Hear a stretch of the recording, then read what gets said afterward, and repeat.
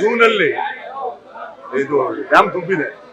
ಆದ್ರೆ ಕರ್ನಾಟಕಕ್ಕೆ ಕೊಟ್ಟಿರೋ 284 TMC ಕರ್ನಾಟಕ ಫುಲ್ ಯುಟಿಲೈಸ್ ಮಾಡ್ತಾ ಇದೆಯಾ ಸರ್ ವಾಟರ್. ಅವರು ತಮಿಳುನಾಡಲ್ಲಿ ಸರ್ವೆ ಪ್ರಕಾರ 14% ಜಾಸ್ತಿ ಮಾಡ್ಕೊಂಡಿದ್ದಾರೆ ಅವರು ಇರಿಗೇಷನ್ ಏರಿಯಾ. ಕರ್ನಾಟಕದಲ್ಲಿ ಎಷ್ಟಾಗಿದೆ ಅಂತ ಈಗ ಇದರ ಪ್ರಕಾರ 2018ರಲ್ಲಿ ಟ್ರಿಬ್ಯುನಲ್ ಆರ್ಡರ್ ಮಾಡಿರೋ ಪ್ರಕಾರ 177.25 TMC ನೀರು ಈ ವರ್ಷದಲ್ಲಿ 177.25 ಇದು ಸುಪ್ರೀಂ ಕೋರ್ಟ್ನಲ್ಲಿ ನಾವು ಈ ಸಾರಿ ಒಂದು ವರ್ಷ ಬಿಟ್ರೆ 23-24 ಬಿಟ್ರೆ ಕಳೆದ ವರ್ಷನೂ ಜಾಸ್ತಿ ಕೊಟ್ಟಿದ್ದೀವಿ 305 ಈ ವರ್ಷನೂ ಕೂಡ ಜಾಸ್ತಿ. ಈ ತಿಂಗಳಲ್ಲಿ 9 TMC ನೀರು ಬಿಡಬೇಕು. ಆದ್ರೆ ನಾವು ಸುಮಾರು 20 TMC ಅಷ್ಟು ನೀರು 21-22 TMC ನೀರು ಇವತ್ತು ಸೇರಿಸ್ಕೊಂಡು 22 TMC ನೀರು ಬಿಟ್ಟಿದ್ದೇವೆ. 9 TMC ಜೂನ್ನಲ್ಲಿ ಬಿಡಬೇಕು. ಪ್ರತಿ ತಿಂಗಳು ವಯಸ್ಸು ಅಂತ ಎಕ್ಸ್ಪೆಕ್ಟ್ ಮಾಡಿದ್ದಾರೆ. ಬಟ್ ಏನಾಗುತ್ತೆ, ಕಡಿಮೆ ಕೊಟ್ಟಿರೋದು 1 ವರ್ಷನೋ 2 ವರ್ಷನೋ ಅಷ್ಟೇ. ಆದರೆ ಜಾಸ್ತಿ ಕೊಟ್ಟಿದ್ದೀವಿ ನಾವು. ಅದಕ್ಕೋಸ್ಕರನೇ ತಮಿಳುನಾಡಿಗೆ ಜಾಸ್ತಿ ನೀರು ಹೋಗ್ತಾರೆ. ಈಗ ನಾವು 177.25 TMC ನೀರು ಕೊಡೋಕ್ಕೆ ನಮ್ದು ಏನು ತಕರಾರಿಲ್ಲ. ಸುಪ್ರೀಂ ಕೋರ್ಟ್ ಹೇಳಿದೆ, ಟ್ರಿಬ್ಯುನಲ್ ಹೇಳಿದೆ, ಕೊಡ್ತೀವಿ. ಬಟ್ ಹೆಚ್ಚಾಗಿ ಕೊಡ್ತಾ ಇದೀವಲ್ಲ, ಹೆಚ್ಚಾಗಿ ಹೋಗ್ತಾ ಇದ್ದೀವಿ. ಅದಕ್ಕೆ ಏನಾದ್ರು ನಮ್ಮ ರಿಸರ್ವಾಯರ್ ಏನದು ಮೇಕೆದಾಟು ಬ್ಯಾಲೆನ್ಸಿಂಗ್ ರಿಸರ್ವಾಯರ್, ಅದಕ್ಕೆ ನಾವು ಮಾಡ್ತಾ ಇರೋದು ಅವ್ರಿಗೆ 177.25 ಕೊಡ್ತೀವಿ. They are entitled. ಬಟ್ ಸಂಕಷ್ಟಗಳು ವರ್ಷ ಬಂದಾಗ ಮಾತ್ರ ನಾವು ಹಂಚ್ಕೋಬೇಕು, ಸಂಕಷ್ಟನ ಹಂಚ್ಕೋಬೇಕು. ಅಲ್ಲ ಸರ್, ನಮಗಿರೋ ಶೇರು ನೀವು ಕರೆಕ್ಟ್ ಆಗಿ ಯೂಸ್ ಮಾಡ್ಕೊಂತ ಇದ್ರೆ ಸರ್, ಕರ್ನಾಟಕ ಯೂಸ್ ಮಾಡ್ಕೊಂತ ಇದೆಯಾ? ಪೂರಾ ಉಪಯೋಗಿಸ್ಕೊತಾ ಇದೀವಿ, ಸಾಲದಿಲ್ಲ ಅದು ಸರ್. ಇಲ್ಲ ಸರ್, ಇವಾಗ ವರ್ಣಾ ಕ್ಷೇತ್ರ, ಇವು ಮೈಸೂರು ಅಕ್ಕಪಕ್ಕ ಅರ್ಬನೈಸೇಷನ್ ಆಗಿ ಬಹಳಷ್ಟು ಜನ ವ್ಯವಸಾಯ ಮಾಡ್ತಾ ಇಲ್ಲ. ಅದನ್ನ ಎಕ್ಸ್ಪ್ಯಾಂಡ್ ಮಾಡ್ಬೇಕಲ್ಲ, ನೀವು ಬೇರೆ ಏರಿಯಾ ಕೊಡ್ಬೇಕಲ್ಲ ಸರ್ ನೀರ್ನ. ಬೇರೆ ಏರಿಯಾ ಕೊಡ್ತಾ ಇದೀವಿ, ಅದಕ್ಕೂ ಸಂಬಂಧ ಇಲ್ಲ, ಎಕ್ಸ್ಪ್ಯಾಂಡ್ ಮಾಡ್ತಾ ಇದೀವಿ. ಈಗ 170 ನಮ್ಗೆ ಎಷ್ಟು ನೀರು ಕೊಟ್ಟಿದ್ದಾರೆ ಅಷ್ಟು ನೀರನ್ನು ನಾವು ಬಳಸಬೇಕಾಗುತ್ತೆ.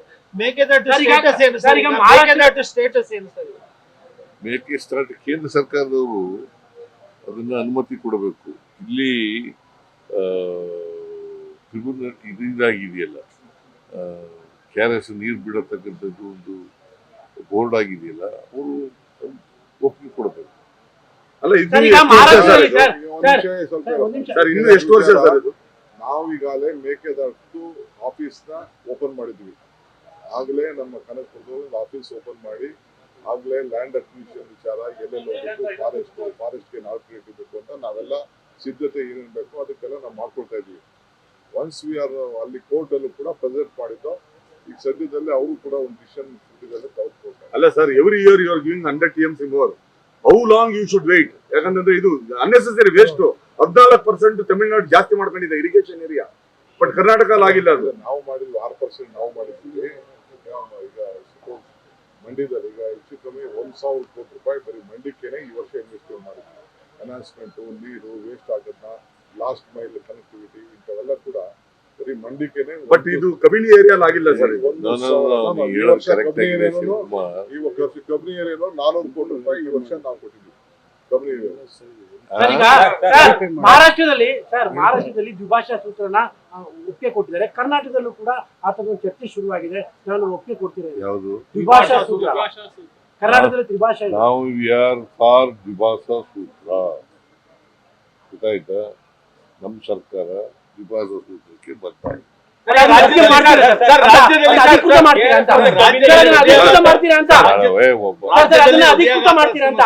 ರಾಜ್ಯದಲ್ಲಿ ನಿಜ, ಹೃದಯಾಘಾತದಿಂದ ಸಾವನ್ನಪ್ತಾ ಇರುವಂತ ಸಂಖ್ಯೆ ಜಾಸ್ತಿ ಆಗ್ತಾ ಇದೆ. ಸರ್, ಈಗ ಸರ್ಕಾರ ಗಮನ ಹರಿಸ್ತಾ ಇದೆ. ಯಾವುದು? ಇಲ್ಲ ಸರ್, ಈಗ ಹಾಸನಲ್ಲಿ ಬಹಳ ಜನ ಸಾಯ್ತಾ ಇದಾರೆ. 30 ವರ್ಷ 25 ವರ್ಷ ಬಹಳ ಜನ ಸಾಯ್ತಾ ಇದ್ದಾರೆ. ಏನಾದ್ರೂ ಹಾಸನದಲ್ಲಿ ಸರ್ ಆಗ್ತಾ ಇರೋದು ಅದ್ಬಿಟ್ಟು ಹಾಸನಲ್ಲಿ ಏನಾದ್ರೂ ಇದಕ್ಕೊಂದು ರೆಮಿಡಿ ಕಂಡುಹಿಡಿಬೇಕು ಸರ್. ಯಾಕಂದ್ರೆ ಬಹಳ ಜನ ಸಾಯ್ತಾ ಇದ್ದಾರೆ ಇಡೀ ಸರ್. ರಾಜ್ಯದಲ್ಲಿ ಆ ರೀತಿಯ ಪರಿಸ್ಥಿತಿ ನಿರ್ಮಾಣ ಆಗಿದೆ ಸರ್. ಯುವ ಸಮುದಾಯದವರು ಎಸ್ಪೆಷಲಿ 20 ರಿಂದ 30 ವರ್ಷದ ಒಳಗಡೆ ಅಟ್ಲೀಸ್ಟ್ ಎಲ್ಲರಿಗೂ ಕಾರಣ ಏನು ಮಾಡಿಸ್ಬೇಕು ಸರ್. ಅಂತ ಪತ್ತೆ ಹಚ್ಚಬೇಕು.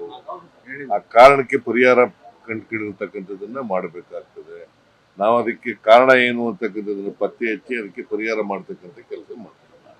ಸರ್ ಅದೆಲ್ಲ ಸರ್ ಹಾಸನದಲ್ಲಿ ಒಂದೇ ತಿಂಗಳಲ್ಲಿ 21 ಜನ ಆಗಿದ್ದಾರೆ ಈ ತರ ಹಾರ್ಟ್ ಅಟ್ಯಾಕ್ ಆಗಿರೋರು.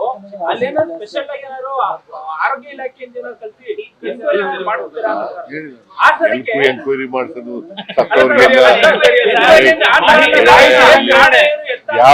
ಯಾತಕ್ಕೋಸ್ಕರ ಸಾಯ್ತಾ ಇದ್ದಾರೆ, ಹಾರ್ಟ್ ಅಟ್ಯಾಕ್ ಯಾಕೆ ಬರ್ತಾ ಇದೆ, ಅದಕ್ಕೆ ಪರಿಹಾರ ಏನು ಅನ್ನೋದು ಪತ್ತೆ ಹಚ್ಚಬೇಕು ಹೊರತು ಎಂಕ್ವೈರಿ ಮಾಡಿ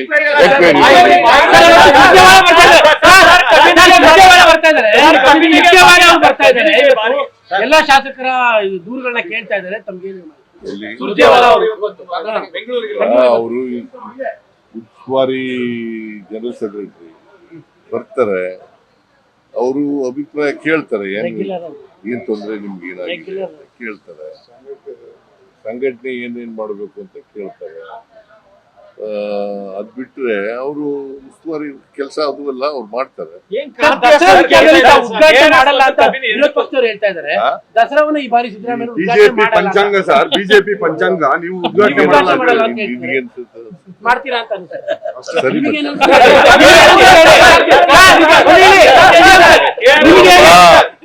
ಬಿಜೆಪಿ ಅವರು ಇದಾರಲ್ಲ, ಸುಳ್ಳು ಹೇಳೋದ್ರಲ್ಲಿ ನಿಶ್ಚೀಮರು. ನಾನು ಇವನು ಚೆನ್ನಾಗೇ ಇದೀವಿ. 6 ವರ್ಷ ಹೇಳಿದಾರಂತೆ, ಅವ್ರಿಗೂ ಭವಿಷ್ಯ ನುಡಿದಿದ್ದೀನಿ ಅಂತ. ಅವನು ಶ್ರೀರಾಮುಲು ಹೇಳಿದ್ನಲ್ಲ, ಅವ್ ಎಷ್ಟು ಸರಿ ಗೆದ್ದು ಸೋತಿರೋದು. ದಸರಾವನ್ನ ಈ ಬಾರಿ ಸಿದ್ದರಾಮಯ್ಯ ಬಿಜೆಪಿ ಪಂಚಾಂಗ ಸರ್, ಬಿಜೆಪಿ ಪಂಚಾಂಗ ನೀವು ಉದ್ಘಾಟನೆ ಮಾಡಲ್ಲ ನಿಮ್ಗೆ ಅನ್ಸುತ್ತೆ.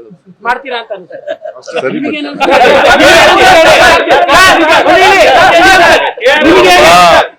ಬಿಜೆಪಿ ಅವರು ಇದಾರಲ್ಲ, ಸುಳ್ಳು ಹೇಳೋದ್ರಲ್ಲಿ ನಿಶ್ಚೀಮರು. ನಾನು ಇವನು ಚೆನ್ನಾಗೇ ಇದೀವಿ. 6 ವರ್ಷ ಹೇಳಿದಾರಂತೆ, ಅವ್ರಿಗೂ ಭವಿಷ್ಯ ನುಡಿದಿದ್ದೀನಿ ಅಂತ. ಅವನು ಶ್ರೀರಾಮುಲು ಹೇಳಿದ್ನಲ್ಲ, ಅವ್ ಎಷ್ಟು ಸರಿ ಗೆದ್ದು ಸೋತಿರೋದು, ಎಷ್ಟು ಸರಿ ಸೋತಿರೋದು. ಪಾರ್ಲಿಮೆಂಟ್ಗೂ ಸೋತ, ಅಸೆಂಬ್ಲಿಗೂ ಸೋತ, ಮತ್ತೆ ಅವನು ಭವಿಷ್ಯ ಏನ್ ನುಡಿತಾನೆ. ನೋಡಪ್ಪ, ಈ ಸರ್ಕಾರ 5 ವರ್ಷ ಬಂಡೆ ತರ ಭದ್ರವಾಗಿರುತ್ತದೆ.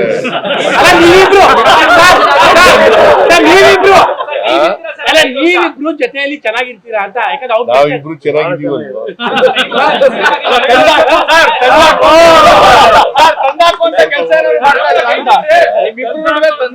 ನೋಡಪ್ಪ, ಯಾರು ಹೇಳಿದ್ರು ನಾವು ಕೇಳಲ್ಲ.